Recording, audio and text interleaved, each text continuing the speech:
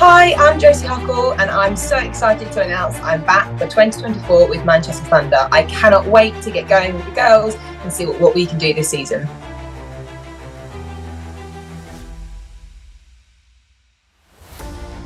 All the girls were absolutely amazing when I came in. Obviously, as I can imagine, it must be a really weird thing having a random player dropped into the mix. I kind of came in December time, so they already started pre-season and I'd missed out on a lot of all the running.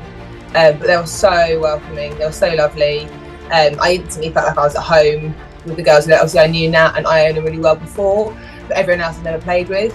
I obviously knew of certain people, but yeah, they were absolutely amazing. They were so welcoming, they were really lovely.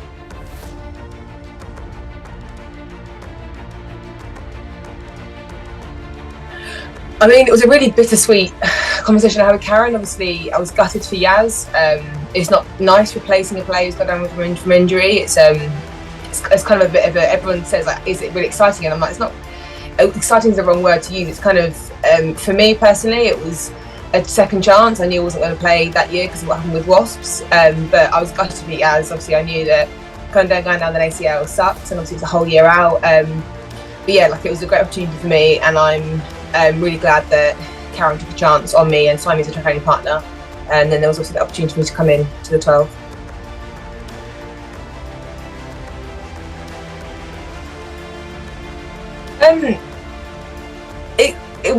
It wasn't all that tricky. I mean, I think obviously defence is quite simple. It's not a difficult. Obviously, it's very difficult because we do it really well.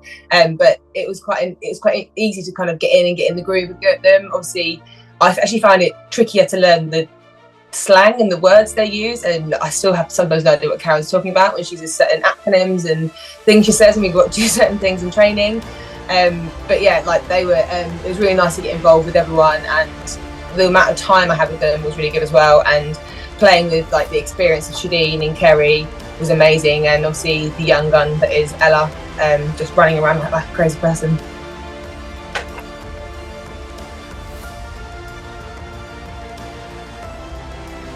Obviously, Kez and I didn't get to play together last year.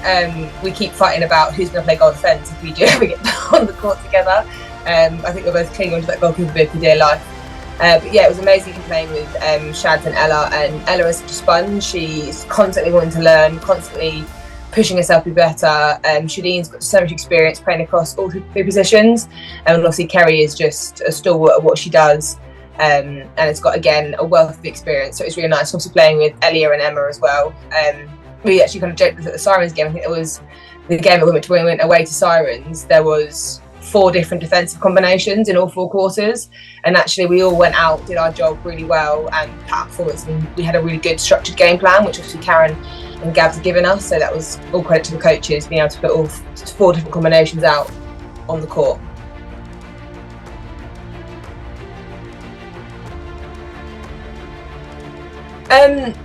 I think my highlight was just getting on the court and playing. For me, I wasn't expecting to play last year. I was so lucky to be asked by Thunder to come up and join Thunder in the Northwest, and just being on the court, learning new combinations, and actually being coached by a different coach. I never would have had the opportunity to be coached by Karen and Gabs before. So getting the opportunity was amazing. I absolutely loved. I know the semi-final didn't go our way, but I loved the semi-final. I loved being back playing top 4 netball, and I think it's kind of put a lot of fire in our bellies for the point to prove for this season.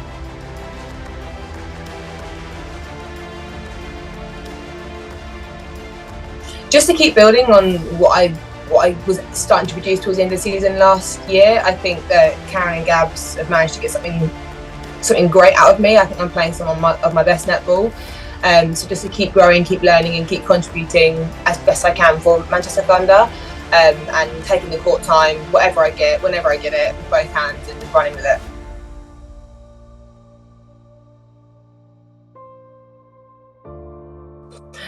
It's absolutely amazing to be on the right side of the Thunder family and the right side of that Thunder crowd, because coming as an away team to Thunder is quite daunting. So it was an absolute treat to be on the right side of that amazing Bellevue crowd. They're so welcoming. The Thunder family is absolutely massive.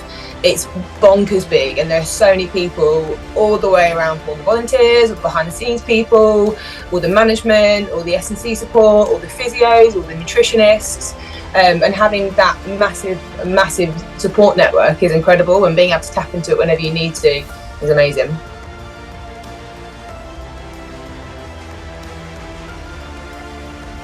My kids are very, very, very cute, and they it's quite funny because half of them have absolutely no idea who I am, and they don't really care, and some of them do know, and it's quite exciting. I'm really lucky to have some really gorgeous kids that come and support me as well, and I've had a couple of them come up to Manchester. So they came for a weekend, they did one of the master classes, and they absolutely loved it.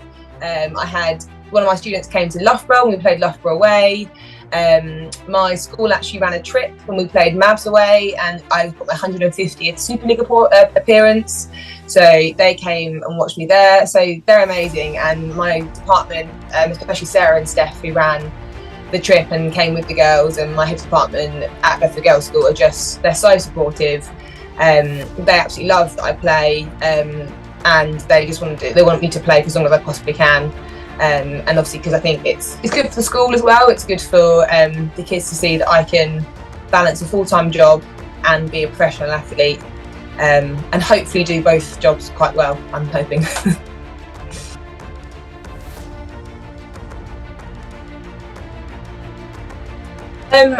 I think first and foremost it's recognising why you love it, remembering why you love it, especially when things get tough. I remember being young and wanting to go out to parties and hang out with my mates and go to sleepovers, and then realising I had a 6-hour training session on a Sunday and I couldn't go to certain stuff.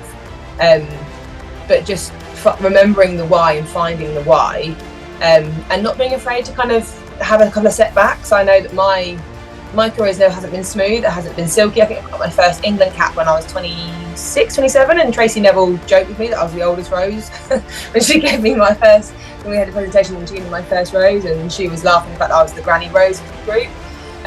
But it doesn't have to be perfect. You don't have to start and excel straight away.